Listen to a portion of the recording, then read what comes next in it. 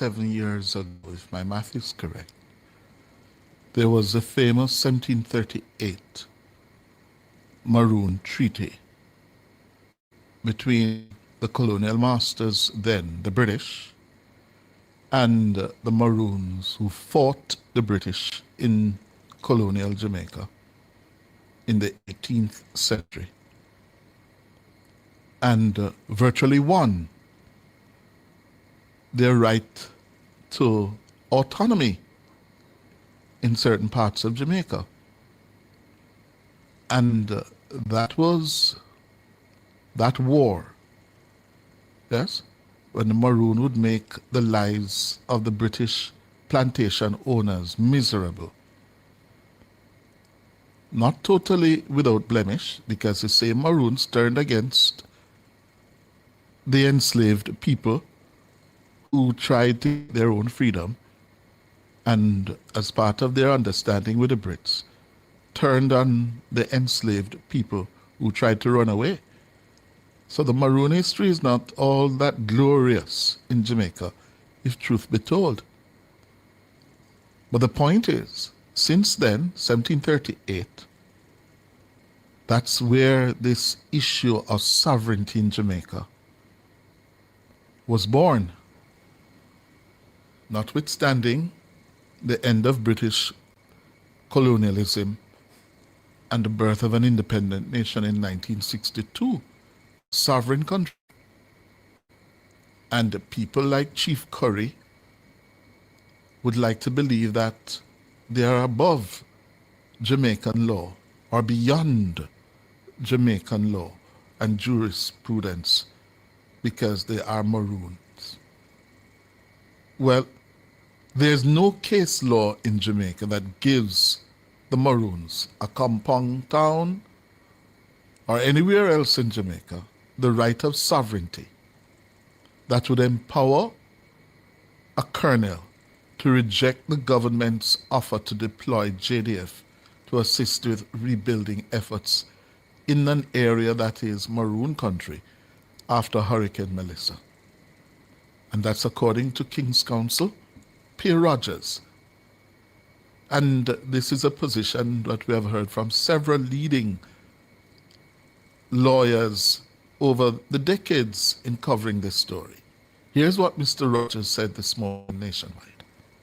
I think all of this rotates around the claims of sovereignty that are being made and that are being rejected. I listened to the official communique put out by Mr. Curry, and I heard all of the reasons that he gave, and I won't dismiss them. They are all in fact reasonable, but I can't help but wonder if the real reason is the presence of what he describes as the militarized forces on a compound ground. Don't get me wrong, I am of the view that this is an offer, and like any offer, it is an offer that can be refused. As to whether he has a right to refuse it, I would fall in the column that says unequivocally, no. Let me put it this way. If it were not an offer, but a governmental move, I don't think he would be in a position to reject it. And the reason for that is quite simple. The Maroons are, to my mind, have been accorded a certain degree of self-determination and local government. Mm-hmm. But our case law is clear. The law in Jamaica is clear. At this point in time, no judicial authority has moved to give them or declare them to have the right of sovereignty, which would entitle them to make a rejection as a matter of right. That's Pierre Rogers, the King's Counsel. He says the use of the term militarization by Chief Curry carries a negative connotation. The use of the term militarization is pregnant with negative connotation. I don't believe for a moment that it was misused, and I think the chief used the word because he wanted to communicate a particular position. I kind of find it ironic because the truth is the Maroons, to one extent or another, have all benefited from the infrastructural works that are in Jamaica.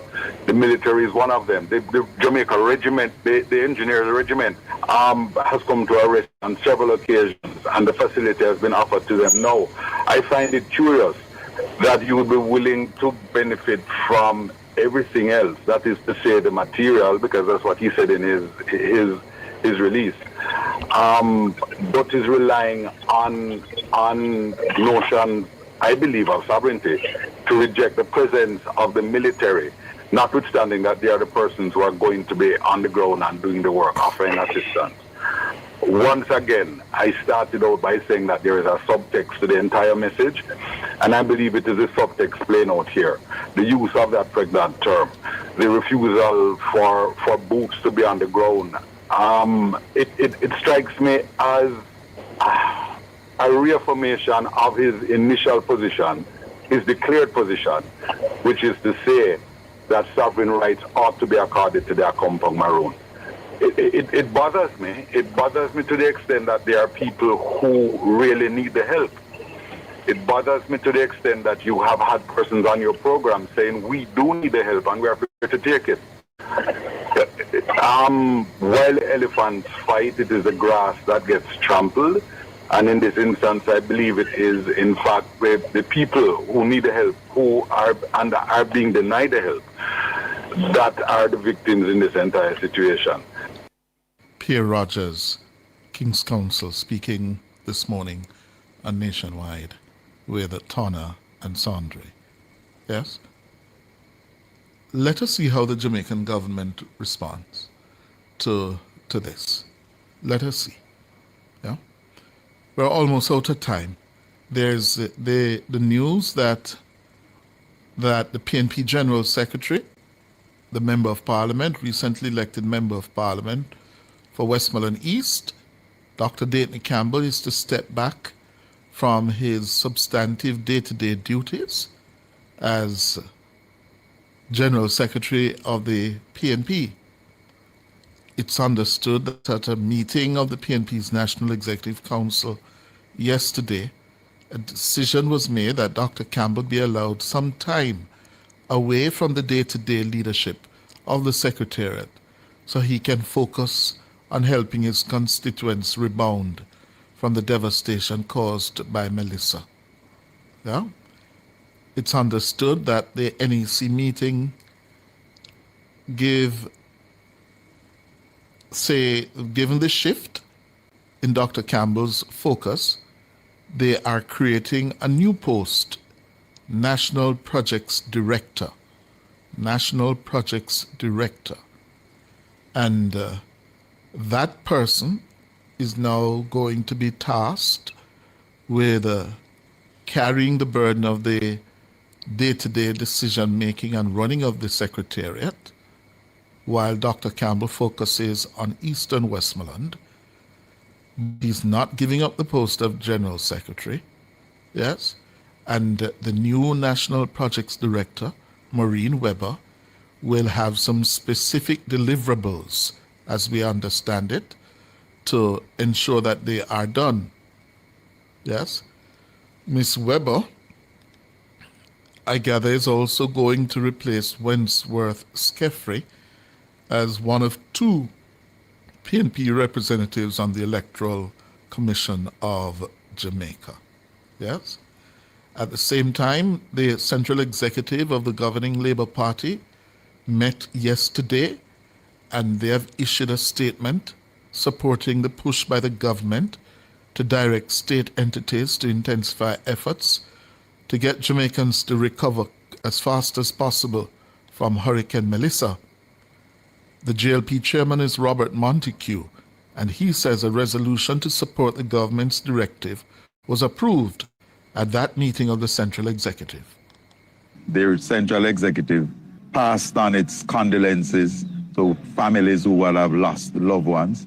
Also took note of those Jamaicans who are still without basic services, electricity, water, internet service, roadways, proper garbage collection. So we took note of that. But equally, we also urge the agencies involved to redouble their efforts to get these services to the people in their communities and to bring back normal life to them as possible. The Central Executive that also spoke to the efforts of the government and encourages the government to speed up this process and call on all Jamaicans to cooperate in the sense, continue the sense of unity Robert Montague, the chairman of the Jamaica Labour Party. One other thing before we go to the break, JPS is urging those miscreants in Jamaica, thieves, vandals, to stop frustrating its efforts to restore power to the country, especially in several communities.